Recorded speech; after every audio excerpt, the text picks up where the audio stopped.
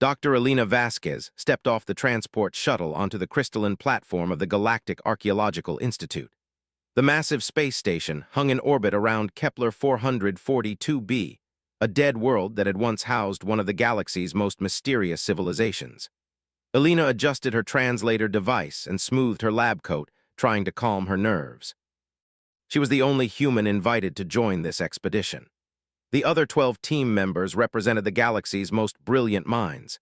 The insectoid Vashti with their compound eyes that could see across multiple spectrums, the gelatinous Morden who could process information at quantum speeds, and the towering crystal beings called the Ethmer whose bodies naturally interfaced with ancient technologies.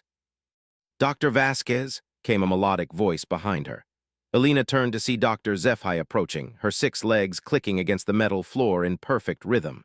The Vashti scholar's wings shimmered with excitement. "We are honored by your presence, though I confess surprise at your inclusion." Elena had heard similar comments since her selection. Humans were newcomers to the galactic community, having achieved faster-than-light travel only 50 years ago.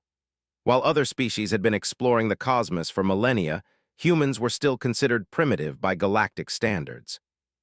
"I'm looking forward to contributing," Elena replied diplomatically.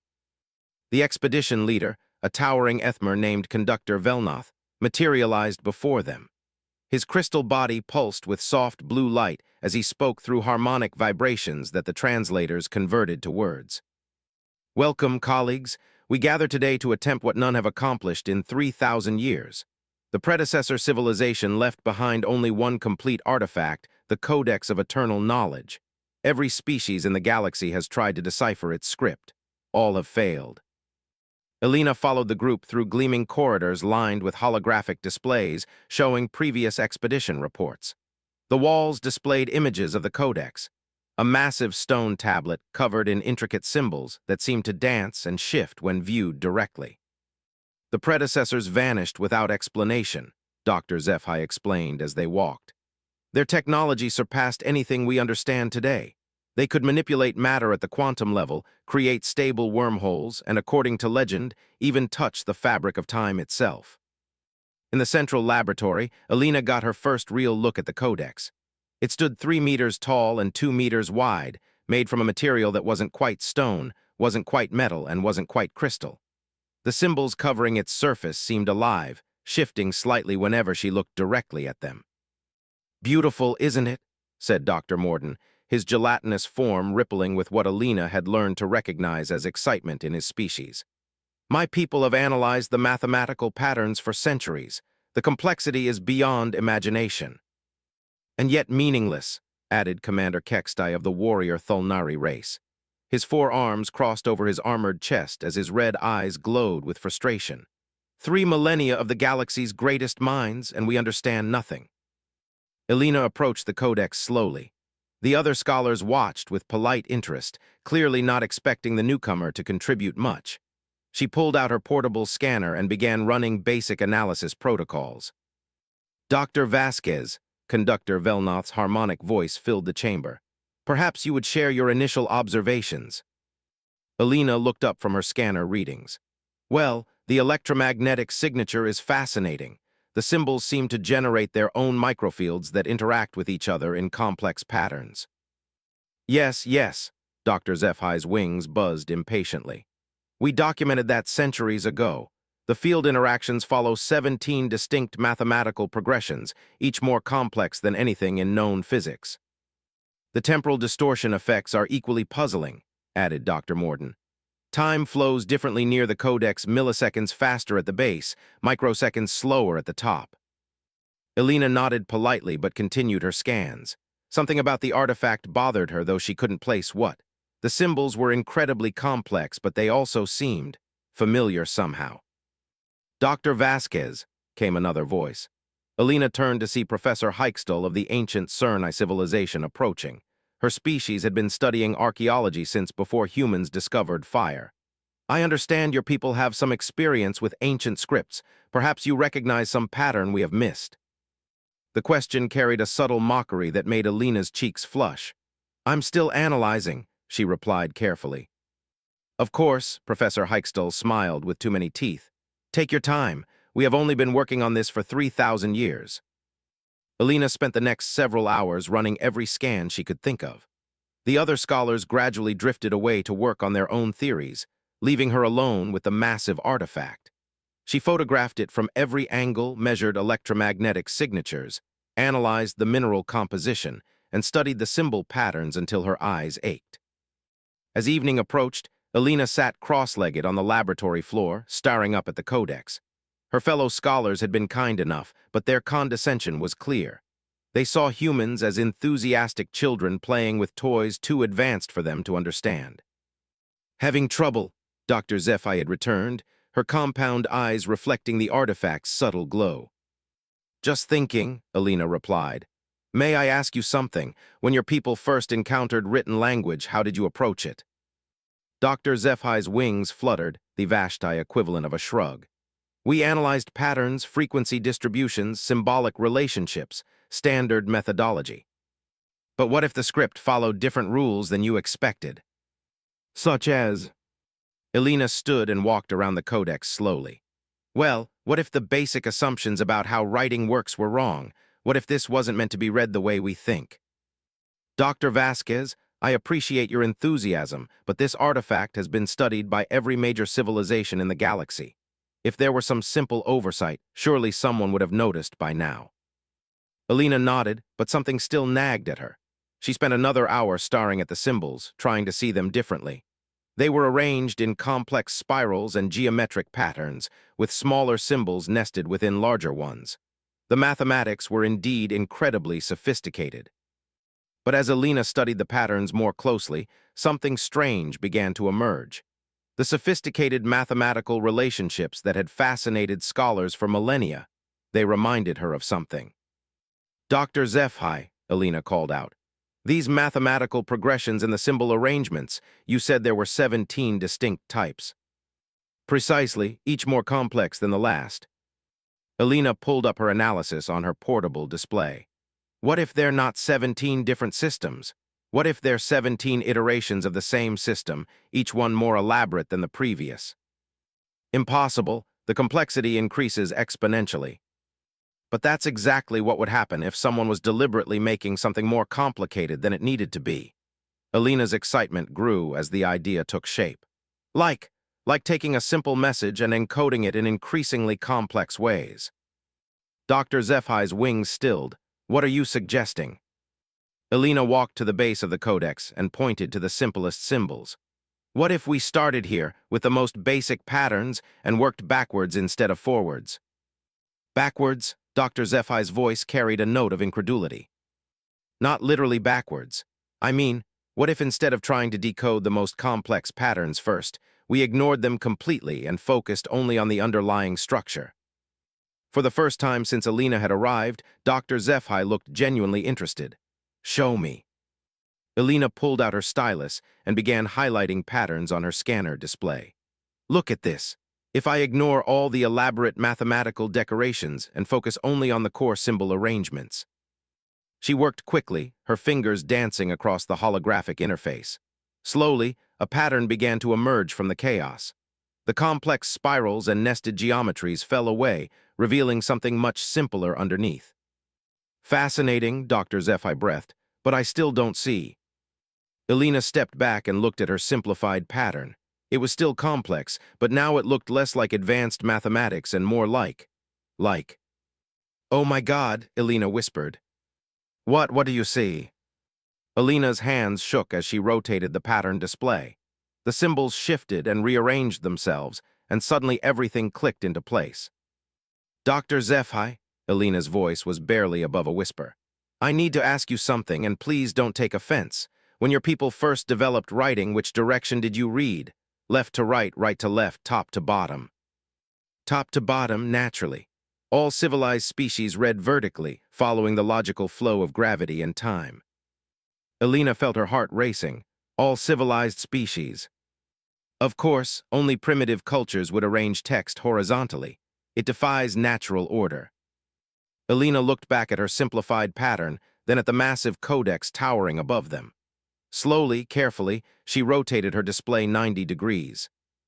The symbols suddenly snapped into perfect alignment. Elena stared at the rotated display, her breath caught in her throat. The symbols that had seemed impossibly complex now formed clear, readable patterns. Not only that, but she recognized the underlying structure. Dr. Zephi, Elena said slowly, I think I need to show this to everyone. Within minutes, the entire archaeological team had gathered in the laboratory. Elena stood before the massive codex, her portable display projected onto the wall beside it. The assembled scholars, representatives of the galaxy's most advanced civilizations, looked on with barely concealed skepticism. Colleagues, Conductor Velnoth's harmonic voice filled the chamber. Dr. Vasquez believes she has discovered something significant. Elena felt their eyes upon her compound eyes, crystal formations, energy beings, and creatures whose anatomy she still didn't fully understand. All of them ancient, wise, and convinced that a primitive human could contribute nothing to their millennia-long quest. I want to start with a question, Elena said, her voice steadier than she felt. How do your species typically arrange written text? Vertically, of course, replied Professor Heichstell dismissively, following natural order from high to low as befits civilized thought. Top to bottom, as gravity demands, added Dr. Morden. His gelatinous form rippling with what Elena had learned indicated confusion. The flow of time itself is vertical, Dr. Zephi explained patiently. Surely even humans understand this basic principle. Elena nodded slowly. And you've all been analyzing the codex based on that assumption. Naturally, Commander Kextai's forearms crossed impatiently. Are you suggesting thousands of years of scholarship has missed something so elementary? Not missed, Elena said carefully. Overlooked, because sometimes the most obvious answer is the one nobody considers. She gestured to her display. I've been analyzing the codex's structure while ignoring the complex mathematical decorations everyone has focused on. When I strip away the elaborate patterns and look only at the core symbol arrangements, something interesting emerges. The display showed her simplified version of the codex script. The symbols were still complex, but without the nested geometries and spiral patterns, they looked almost familiar. I still fail to see your point. Professor Heichstell's many teeth gleamed in the laboratory lighting. Elena took a deep breath. What if the predecessors didn't arrange their text vertically? The silence that followed was profound. Elena could hear the soft hum of the space station's life support systems, the distant vibration of the reactor cores, even the quiet clicking of Dr. Zephi's breathing apparatus. Impossible, Dr. Morden finally rippled. No advanced civilization would arrange text horizontally. It defies natural order. But what if they did? Elena rotated her display 90 degrees. The effect was immediate and dramatic. The simplified symbols snapped into perfect alignment, forming clear rows of text that flowed from left to right across the ancient tablet. More importantly, the underlying structure was now recognizable.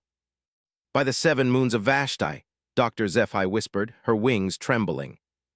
Elena's hands shook as she overlaid her analysis onto the projected image of the real codex. When rotated horizontally, the massive artifact's symbols formed neat, orderly lines of text. The complex mathematical patterns that had puzzled scholars for millennia weren't advanced physics or quantum mechanics. They were decorative elements, artistic flourishes added to beautify the basic text. It's just writing, Commander Kextai breathed, his red eyes wide with shock. Simple, straightforward writing. With decorations, Elena nodded. Beautiful, complex decorations that made everyone think the text itself was impossibly sophisticated, but underneath, she highlighted the core symbols. It's almost readable. Conductor Velnoth's crystal form pulsed rapidly with excitement. Can you translate it? Elena studied the symbols more closely. With the text properly oriented, patterns began to emerge that reminded her of linguistic structures she'd studied on Earth. I think I can make sense of some of this. Incredible, Professor Heichstell muttered, all her earlier condescension forgotten. 3,000 years, and we never thought to simply rotate it. Why would you? Elena asked gently. Every advanced species in the galaxy reads vertically. It would be like me trying to read Chinese characters rotated 90 degrees. I might recognize that they were writing, but I'd never think to turn the book sideways. Dr. Zephi's compound eyes focused intently on Elena. What does it say? Elena worked carefully, using her knowledge of comparative linguistics to parse the alien grammar. The predecessor script was complex, but it followed logical patterns once properly oriented. Slowly, words began to emerge from the ancient symbols. The beginning seems to be a greeting or maybe an introduction. Elena's voice grew excited as more text became clear. It says something like, "To those who come after, who reach for the stars as we did, who seek knowledge across the void." A message, Dr. Morden rippled with amazement. After all this time, it's simply a message. Elena continued translating, her understanding growing clearer with each line. They're talking about their civilization, their discoveries there. She paused, frowning. Wait, this is strange. What? Every being in the laboratory leaned closer. They're not describing advanced technology or quantum physics. They're talking about basic principles, fundamental concepts. Elena's frown deepened. It's like they're explaining things to children. Perhaps they were simplifying for future species, suggested Conductor Velnoth. Elena shook her head. No, it's more than that. Listen to this part. She read from her translation. We know that those who follow will be wise, will have traveled far to reach these words. You have surely mastered the dance between matter and energy, learned to fold space beneath your ships, touched the flowing streams of time itself. Precisely, Dr. Zephi buzzed approvingly. They recognized that only advanced civilizations would find their message. But then they say this, Elena continued. Yet we fear you may have forgotten the simple truths in your rush toward complexity. You may have learned to split atoms but forgotten how to split bread with strangers. You may have conquered gravity but lost the weight of kindness. The laboratory fell silent again. Elena continued reading, and with each translated line, the message became clearer. It's not a technical manual, Elena whispered. It's not advanced mathematics or physics. It's philosophy, ethics, a reminder about what civilization should mean. Impossible, Commander Kextai growled. The predecessors were the most advanced species in galactic history. Their technology was godlike. Elena looked up from her translation work. Was it, or did we just assume it was because we couldn't read their writing? She gestured to the codex. Look at it with fresh eyes. Yes, the decorations are sophisticated, but what if the predecessors were just really good artists? What if their advanced quantum technology was actually just beautiful stonework and creative engineering? Dr. Morden's form rippled with confusion. Are you suggesting the predecessors were not advanced? I'm suggesting maybe they were advanced in different ways than we assumed. Elena turned back to her translation. Listen to this part. We have built cities that touch the sky, ships that carry us between worlds, tools that think and dream alongside us. But our greatest achievement is this. We learned to see every stranger as a potential friend, every enemy as a future ally, every difference as a gift to be celebrated. They're talking about tolerance, Professor Heichstell said slowly. Acceptance of differences. Elena nodded. And it gets more specific. They described their civilization as one where dozens of species worked together, where technology served not to dominate but to unite, where the greatest accomplishment wasn't conquering space but creating harmony. She paused, looking around at the assembled scholars. They're not giving us technical specifications, they're giving us a warning. What kind of warning? Conductor Velnoth asked. Elena's voice was quiet as she read the final passages. We have seen the pattern repeat across the stars. Species rise, achieve great power, then destroy themselves through pride, through the belief that might makes right, that advancement means superiority over others. We leave this message not as gods speaking to mortals, but as students hopping to teach other students. Learn from our mistakes. Choose cooperation over conquest. Choose wisdom over mere intelligence. The laboratory was completely silent now. Elena looked up at the faces around her beings who had spent their entire lives believing in the superiority of their own civilizations, in the natural hierarchy of advanced over primitive. There's more, Elena said softly. They give examples, specific warnings about the dangers of assuming that technological advancement equals moral advancement. They describe civilizations they encountered who had mastered faster-than-light travel but still practiced slavery. Species who could manipulate matter at the quantum level but couldn't stop fighting wars over resources they no longer needed. Dr. Zephi's wings had gone completely still. They're describing us. Elena nodded sadly. All of us, the entire galactic community, We've achieved incredible technology, but we still rank species by their advancement. We still treat newcomers as primitives. We still assume that being able to build bigger ships or more complex computers makes us better than those who can't. Commander Kextai's 4 hands clenched into fists. You're saying the great mystery of the predecessors is that they, what, held hands and sang songs? No, Elena said firmly. I'm saying they achieved something far more difficult than any technology. They created a truly peaceful, cooperative civilization, and they're trying to teach us how to do the same. She looked around the room at all the different species, all the different forms of intelligence that had gathered to solve this ancient puzzle. Maybe, Elena said quietly, the reason it took a human to read this message is that you all became too advanced to see something simple. The days following Elena's translation were unlike anything the Galactic Archaeological Institute had experienced in its long history. Word of the breakthrough spread quickly through the scientific community, and reaction was swift and divided.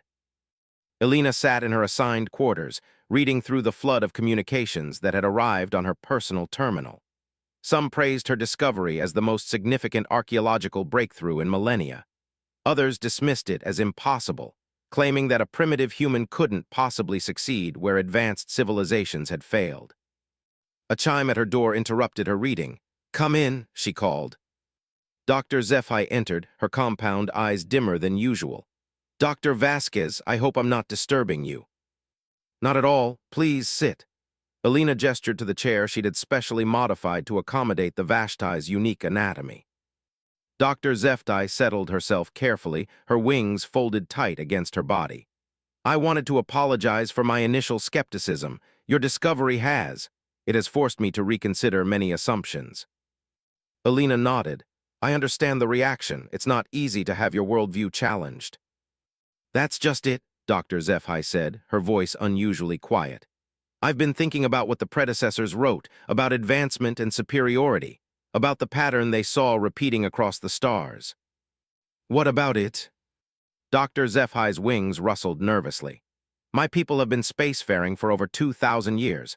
We consider ourselves one of the elder races, wise and sophisticated. We look at species like yours and see children, primitives playing with dangerous toys." Elena remained silent, sensing that the Vashtai scholar needed to work through her thoughts. "But you solved in days what we couldn't solve in millennia," Dr. Zephi continued. "Not because you're smarter than us, but because you saw differently. Because your primitive perspective gave you an advantage our advanced thinking couldn't achieve." "Different doesn't mean better or worse," Elena said gently. "It just means different." "Yes, but that's exactly what we've forgotten, isn't it?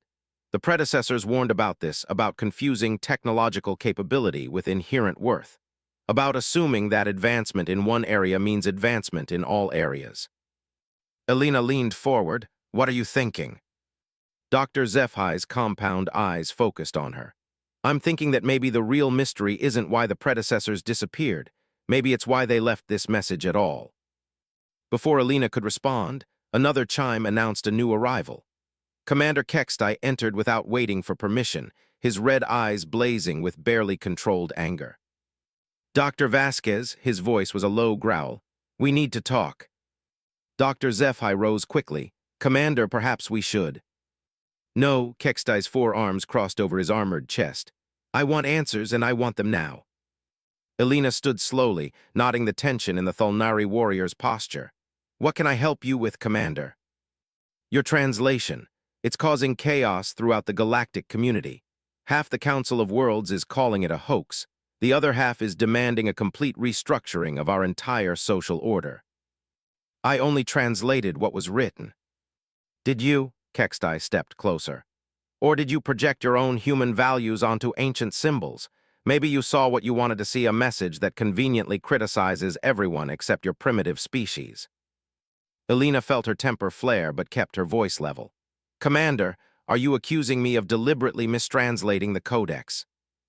"I'm saying it's convenient that the greatest archaeological discovery in history happens to support human ideology about cooperation and equality. Very convenient." Dr. Zephi's wings spread defensively. "Commander, that's enough. Dr. Vasquez's methodology is sound. I verified her work myself." Have you, or have you been infected by her primitive thinking? The insult hung in the air like a physical blow. Elena saw Dr. Zephai's wings tremble with anger and realized the situation was escalating quickly. Commander, Elena said firmly, if you have concerns about my translation, let's address them scientifically. Show me where you think I made errors. Kekstai's laugh was harsh. Errors? The entire premise is an error. You expect me to believe that the most advanced civilization in galactic history was just, what? A bunch of philosophers preaching about friendship. Not just philosophers, Elena corrected. They achieved incredible things. They just prioritized different achievements than we do. Nonsense. Power is the only true measure of advancement. The ability to impose your will, to defend your people, to expand your territory. Everything else is sentiment. Elena looked at the warrior's fierce expression and realized she was seeing exactly what the predecessors had warned about. Commander, what if they were right? What if that kind of thinking is exactly what destroys civilizations? Then they should have been strong enough to survive. The simple brutality of the statement shocked Elena into silence. But Dr. Zephai stepped forward, her wings now fully extended in challenge posture. Commander Kextai, you forget yourself. Dr. Vasquez is our guest and colleague. Your behavior is unacceptable. Kextai's red eyes fixed on the Vashtai scholar. And you forget that strength respects strength. This human has confused you with clever words and convenient interpretations. No, Dr. Zephai said quietly. She's opened my eyes to uncomfortable truths.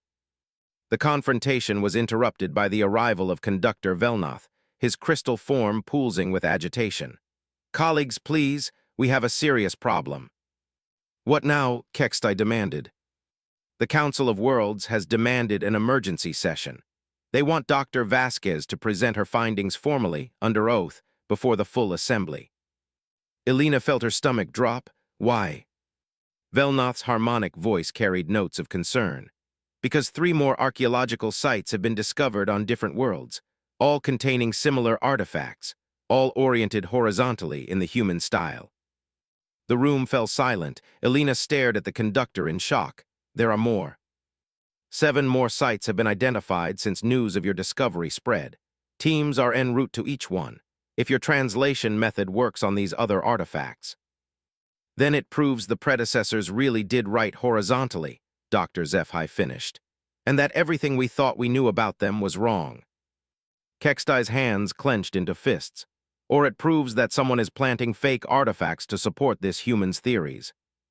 Commander, Velnoth's harmonic voice carried sharp disapproval. That is a serious accusation. It's a serious situation. The entire foundation of galactic civilization is being questioned based on one human's interpretation of one artifact. Elena looked around the room at the 3 aliens, representing thousands of years of accumulated knowledge and experience. She realized that her discovery had done more than solve an ancient puzzle. It had exposed fundamental conflicts about what civilization should mean. There's something else, she said quietly. All 3 aliens turned to her. I've been working on the rest of the translation. The predecessors didn't just leave warnings about cooperation and tolerance. What else? Velnoth asked. Elena hesitated, then decided they needed to know. They left instructions, specific guidance about how to build truly peaceful societies, methods for resolving conflicts between different species, techniques for integrating diverse forms of intelligence into cooperative units. A manual for galactic government, Dr. Zephai breathed. More than that, a manual for creating the kind of civilization they achieved, one that apparently worked so well that dozens of species chose to work together instead of fighting each other. Kextai snorted. Fantasy, wishful thinking from a dead civilization that was too weak to survive. Elena turned to face him directly. Commander, what if they didn't die? What if they simply evolved beyond the need for physical existence? What if achieving true cooperation allowed them to transcend the limitations that keep the rest of us trapped in cycles of conflict? Now you're talking like a mystic. Am I, or am I reading what they actually wrote? Elena pulled up her translated text on her portable display. Listen to this passage. When all voices sing in harmony, when all hands work toward common purpose, when all minds share knowledge freely, the boundaries between self and other begin to dissolve. What was many becomes one. What was limited becomes infinite. She looked up at their faces. They're describing some form of collective consciousness, not forced unity, but chosen cooperation so complete that individual identity becomes part of something larger. Dr. Zephai's wings trembled. The reports of their disappearance, witnesses said they simply faded away, as if stepping into another dimension. Because maybe they did, Alina said softly. Maybe they achieved something we can't even imagine because we're still stuck thinking in terms of competition and dominance. Kextai stepped back, his red eyes blazing. I've heard enough fantasy for one day. When the council convenes, I'll make sure they hear the truth about human manipulation and convenient translations. He strode from the room, leaving the three others in tense silence. Finally, Velnoth spoke. Dr. Vasquez, are you prepared to defend your work before the full council? Alina looked at Dr. Zephai, who nodded encouragingly, then back at the conductor. I'll present the evidence and let them draw their own conclusions. And if they reject your findings? Alina thought about the message hidden in the ancient script, about the predecessors' warnings and their vision of what galactic civilization could become. Then maybe the predecessors were right about the pattern they saw repeating across the stars. The council chamber of the Galactic Assembly was the largest enclosed space Alina had ever seen.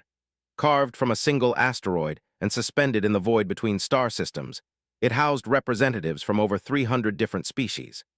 The architecture itself was a marvel of cooperation, with sections designed to accommodate beings who breathed different atmospheres, experienced different gravity fields, and perceived reality through senses Alina couldn't even imagine. As she walked toward the speaker's platform, Alina felt the weight of thousands of eyes upon her. Some were literal eyes like her own. Others were compound sensors, crystal formations, energy patterns, and detection methods she couldn't begin to understand. All were focused on her with intense scrutiny. The speaker of the assembly was an ancient being called a Timarch, whose species experienced past, present, and future simultaneously. When it spoke, its words carried the weight of eons.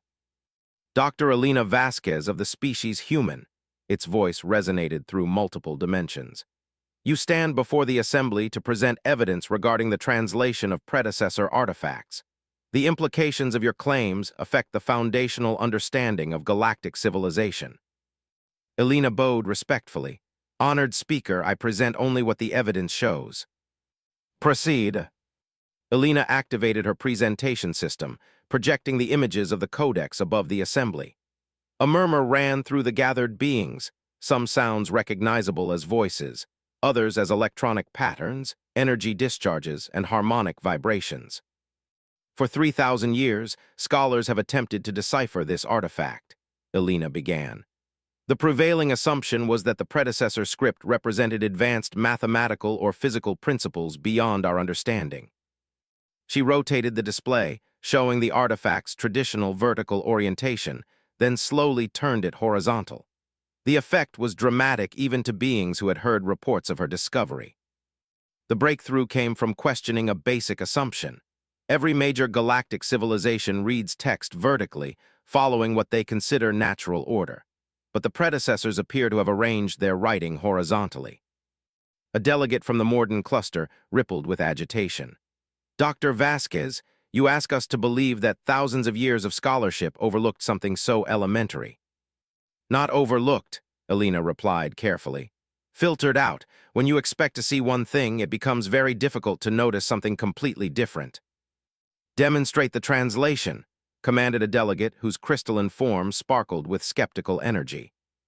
Alina highlighted the core symbols, stripping away the decorative elements that had confused previous scholars.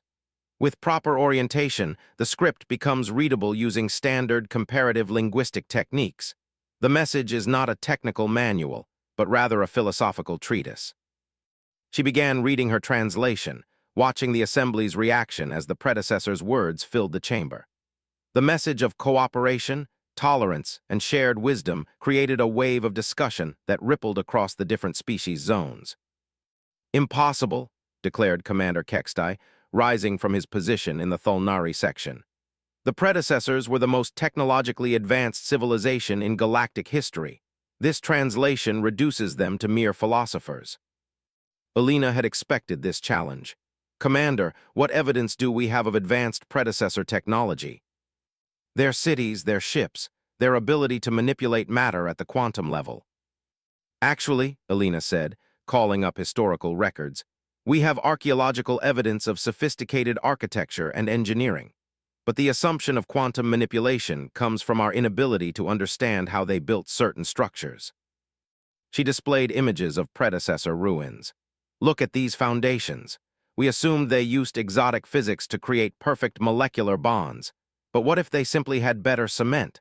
What if their impossible architecture was achieved through superior chemistry rather than space-time manipulation? A delegate from the ancient Ethmer Confederation pulsed with interest. Continue this analysis. Alina had spent weeks preparing for this moment. Every piece of evidence for predecessor supertechnology can be explained through advanced but conventional engineering. Their cities were marvels of design and construction, but they didn't defy physics. They just understood materials science better than we do. What about their disappearance? Demanded another delegate. Entire civilizations don't simply vanish without trace. Alina paused, knowing this was the most controversial part of her presentation. According to their own writings, they didn't disappear, they transcended. The chamber erupted in sounds of disbelief and protest. Alina waited for the speaker to restore order. They describe achieving a form of collective consciousness, Alina continued. Not through technology, but through perfect cooperation. When all members of their society learn to work together without conflict, without competition for resources or dominance, they achieved something unprecedented. Fantasy, growled Commander Kextai. Is it? Alina challenged. They describe specific techniques for building consensus among different species, methods for resolving conflicts without violence, systems for sharing knowledge and resources equitably. These aren't mystical concepts, they're practical social technologies. Dr. HFY stood in the Vashti section. Dr. Vasquez, have you tested these methods? Alina smiled. In fact, yes. The archaeological team that discovered the translation has been implementing some of the simpler techniques. The results have been remarkable. She displayed data from their recent work. Productivity increased 40% when we stopped competing for individual recognition and started sharing credit equally. Problem-solving efficiency doubled when we made sure every team member's ideas were given equal consideration, regardless of their species' technological level. Small sample size, objected a delegate from the machine intelligences. Insufficient data for meaningful conclusions. Agreed, Alina nodded, which is why I propose a larger experiment. The chamber fell silent. Alina took a deep breath and continued. The predecessors left detailed instructions for building cooperative societies. I propose that volunteer worlds implement these techniques on a trial basis. If the methods work, we'll see measurable improvements in resource efficiency, conflict resolution, and overall social stability. And if they don't work, asked the speaker, then we'll have learned something valuable about the limitations of cooperation. But if they do work, Alina paused, looking around the vast chamber. If they do work, we might achieve what the predecessors achieved, a truly peaceful galactic civilization. Commander Kextai's voice cut through the murmur of discussion.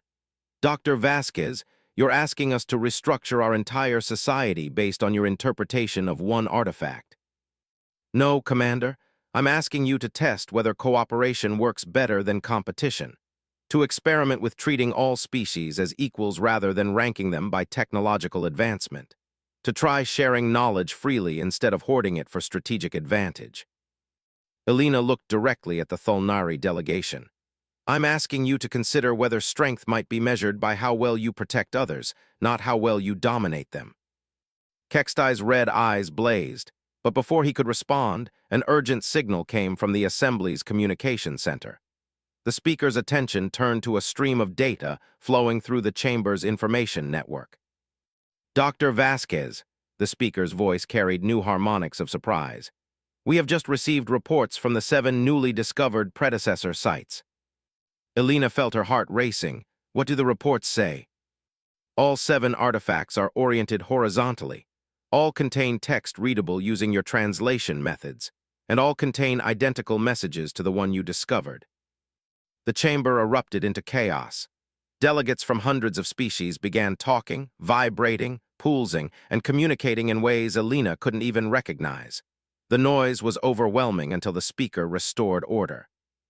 Furthermore, the speaker continued, archaeological teams report discovering construction techniques at these sites that explain several previously mysterious engineering achievements. The predecessors appear to have developed advanced chemistry, materials science, and social organization, but not exotic physics. Alina felt a mixture of vindication and fear. Vindication because her translation was being proven correct. Fear because she realized how much the galaxy would have to change if they took the predecessor's message seriously. There is more, the speaker announced. Long-range sensors have detected 17 additional sites across 4 different galactic sectors. If the pattern holds, we may be looking at the largest archaeological discovery in recorded history. Dr. HFY stood again. Speaker, I move that the Assembly authorize full-scale expeditions to all discovered sites, with Dr. Vasquez leading the translation efforts. Seconded, called out a delegate from the peaceful Murhai Federation. But Commander Kextai also rose. Speaker, I object. This human has already demonstrated bias in her interpretations. How can we trust her to translate additional artifacts objectively? Alina felt the attention of the Assembly focus on her again.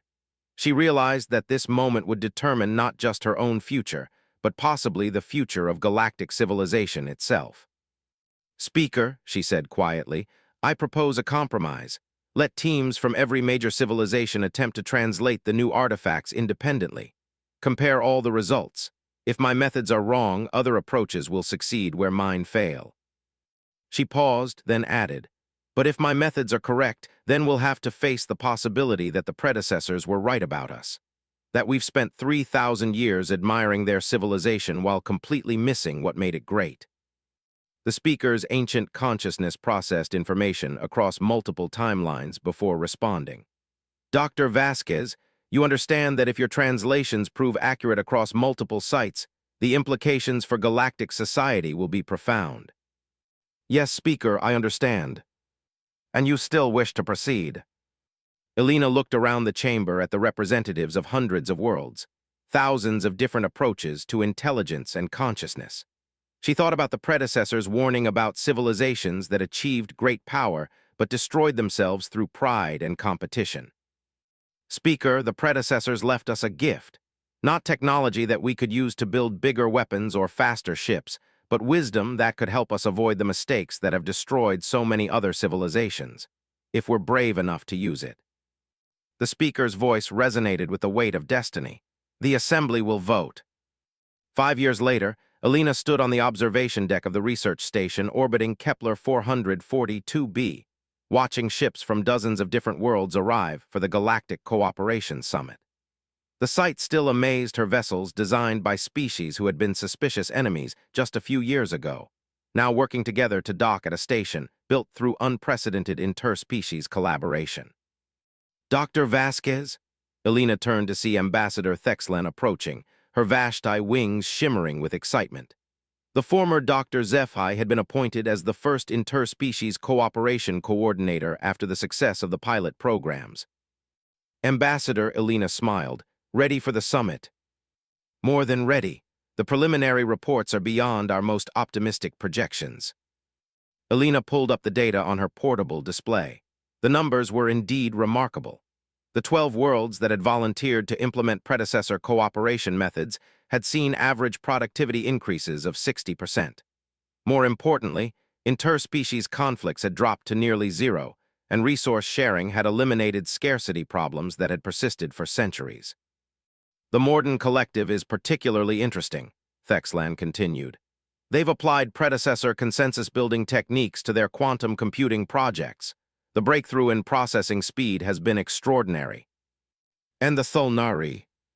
Thexlan's wings rustled with what Alina had learned to recognize as amusement. Commander Kextai has been resistant to admitting success, but his home system has experienced the longest period of peace in their recorded history since implementing the conflict resolution protocols. Alina laughed. I imagine that's been difficult for him to accept. Actually, he's here for the summit. He wanted to speak with you personally. Before Alina could respond, a familiar voice called from across the observation deck. Dr. Vasquez. She turned to see Commander Kextai approaching, his usual armor replaced with the simple robes worn by species representatives at cooperative gatherings. His forearms were uncrossed, and his red eyes no longer blazed with anger. Commander, Alina nodded respectfully. I hear things have been peaceful in Thulnari space. Kextai's expression was carefully neutral.